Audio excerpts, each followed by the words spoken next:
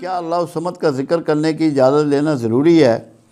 اس ذکر سے کون سے اثرات آتے ہیں، جیسے نیند، بھوک اور لوگوں سے ملنا جلنا کم ہو جانا؟ اس صورت میں ذکر جاری رکھنا چاہیے یا چھوڑ دینا چاہیے؟ جو ذکر آپ اللہ کا شروع کر دیں، جب تک آپ کی جان میں جان ہے، آپ کی صحت ہے، آپ کے وقت مہلت موجود ہے، اس کو ترک نہیں کرنا چاہیے۔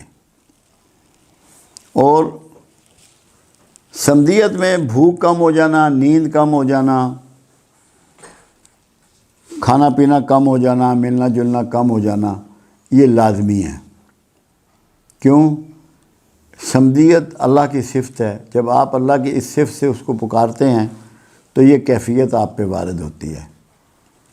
یہیں سے پھر روحانی سفر بھی شروع ہوتا ہے۔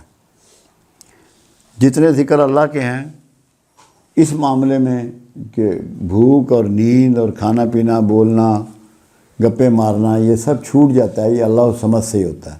دو ذکر ایسے ہیں جن سے یہ اثرات آتے ہیں۔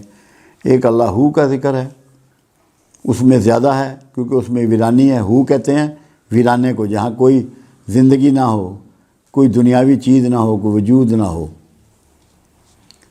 اس میں بھی۔ اور سمدیت میں یہی ہوتا ہے کہ اپنی کوئی حاجات نہیں رہتی۔ تو یہ تو جاری رہنا چاہیے اگر کسی کو لگاؤ ہے۔ میں نے ساری زندگی اس کا ذکر کیا ہے اور اسی کی مین تعلیم بھی دی ہے۔ اللہ کی ساری صفات اعلیٰ ہیں، یہ بھی ایک اعلیٰ صفت ہے، اور قرآن میں یہ صرف ایک دفعہ آیا ہے۔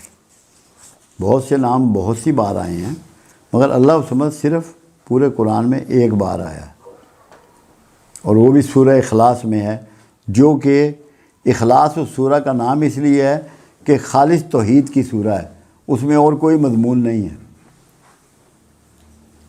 تو سمدیت کے اثرات تو ہوتے ہیں جس میں طاقت نہیں ہے، حوصلہ نہیں ہے، بھوک نہیں برداشت ہوتی، سوئے بغیر گزارا نہیں ہوتا، وہ کوئی اور ذکر کر لے، یہ لازمی اس کے اثرات آئیں گے، یہ نہیں ہو سکتا۔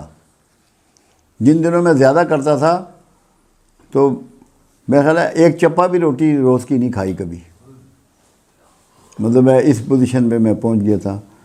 اینکیں میں لگا کے رکھتا تھا ڈارک شیشوں کی کہ میری نظر سے کسی کو اس میں اتنی قوت پیدا ہو جاتی ہے کہ نقصان نہ پہنچ جائے۔ سونے کا تصور بھی ختم ہو گیا تھا۔